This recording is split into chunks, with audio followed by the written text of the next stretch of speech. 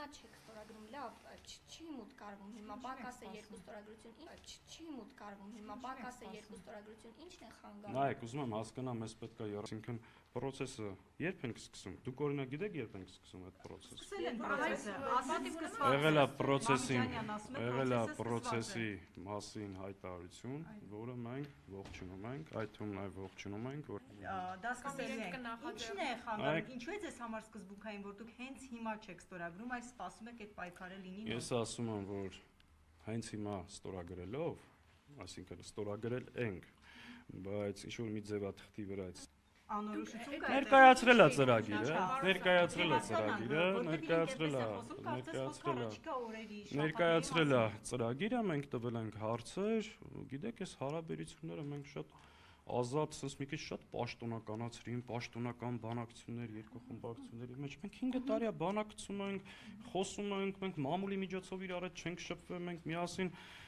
տասնյակ process-ներ ենք, որը նորից եմ կրկնում, պարոն Հայկ Մամիջանյանը արեց, նաև որ իմ համար եւս հետաքրքիր էր, որ process-ը նույնիսկ եթե 36-ը ունենանք, հիմա ճիշտ չի որ խորհրդարան մտնեն։ Սա էլ է հետաքրքիր տարբերակ, սա ենթադրում է, որ ոչ թե պետք է կենտրոնանալ Հայաստան խմբակցության վրա եւ փորձել հարցալ ուղղությամբ տանել, խնդիրը ուրիշ տեղ է, պետք է ջանքերը կենտրոնացնել եւ իրոք փորձել համապատասխան ստորագրությունները ունենալ, որ այս գործընթացը տանել առաջ։ Եթե բոլորի հասկացողությունը սա է, մենք պատրաստ ենք այդ ուղղությամբ քայլել։ Եթե հասկացողությունը կլինի այլ ու սլակները կողեն այլտեղ, մենք էլ ըստ այդմ կարձագանքենք։ Պարոն Սաղաթելյան, սլակները ոչ միտեղ չտանելով, նայեք, կարծես թե կա կոնսենսուս, բայց դրան զուգահեռ նաև չկա կոնսենսուս, որովհետև հանրապետական կուսակցությունը ասում եմ ստորագրությունները տանք, զուգահեռաբար սկսվի փողոցային պայքարը։ Դուք ասում եք սկսվի փողոցային պայքար, հետո մուտք անեք ստորագրությունը։ Այդ դեպքում այս ճակերտավոր ասված բանակցությունները ինչի համար էին, ինչ Տեսեք, մի շարք հարցերի մասին մենք խոսել ենք։ Օրինակ առաջին հարցը փորձել ենք հասկանալ, եթե երկու ստորագրությունը կա, թե չկա։ Երկրորդը ժամկետների հետ կապված, ասեցի, հարցրել ենք, պատասխաններ ստացել ենք։ Երրորդը ծրագիրը, այսինքն անտրամաբանականը նա կլիներ, որ մենք այդ հարցերը մեր գործընկերներին չուղենք, այսինքն 28 պատգամավոր ամենամեծ խմբակցությունը մտնում է մի, այսինքն գործընթացի քննարկման մեջ, բայց հարցերի պատասխանը չիմանանք։ Հիմա ասեցի, այդ հարցերը տվել ենք եւ պատասխանները ստացել ենք։ Այդ ձևակերպումից, Ես չասեցի գոհացրել կամ չէ, ես ասեցի մեր տեսակետը որն է, ներկայացրեցի իրենց տեսակետը որն է։ Մենք փողոց, գործընթաց, դրանք շատ փոխկապակցված աշխատանք է։ Այս պահին այստեղ ունենք անհամաձայնություն իմիջիայլոց։ Մեր գնահատմամբ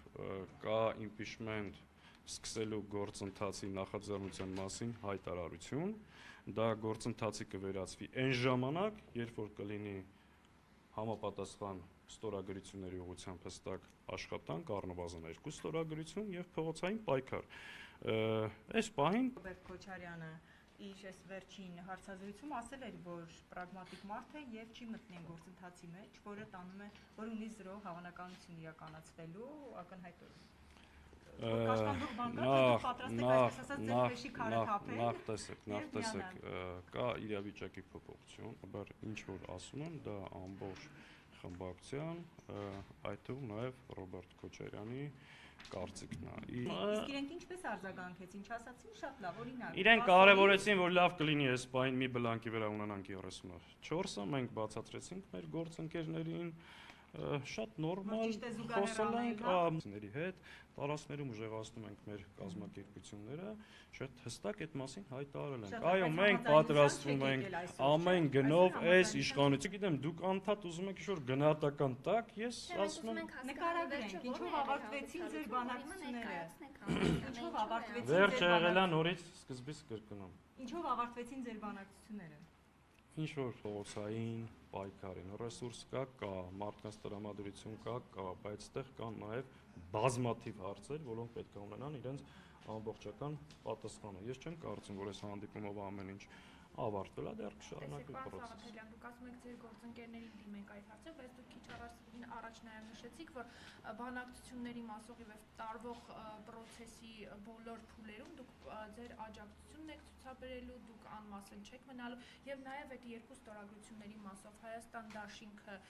բանակցություններ սկսելու է քաղաքացիական պայմանագիր Գիտեք, process-ը ունի քաղաքական պատասխանատվություն ստանձնած քաղաքական ուժ։ Դա ենթադրում է, որ լոկոմոտիվը այդ ուժն է։ Մենք ծրագրի մասին խոսել ենք, բայց շատ դետալների մեջ չենք մտել, ես ասում եմ, բավականին հարցեր կան։ Ժամկետների, քայլերի կողմից կամ եթե ավելի այսպես ասած ամբողջացնենք եկեղեցու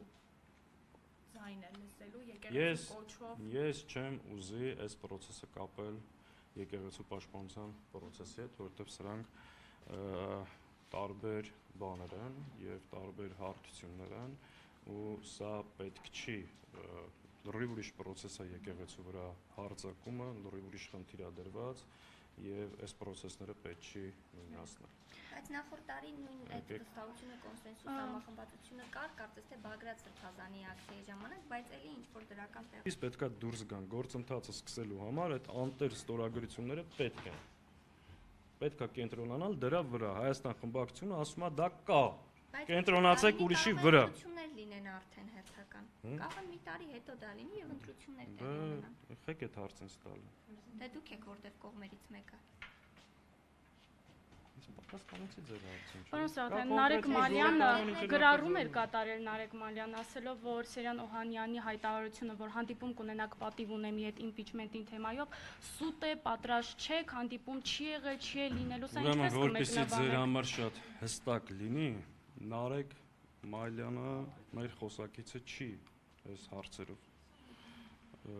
Եթե մենք ունենք այս օրակարգով հարց քննարկելու, դա քննարկելու ենք Հանրապետական կուսակցության հետ, եթե ես խոսելիք ունեմ այս թեմայով, խոսելու եմ Սերժ Սարգսյանի, Հանրապետական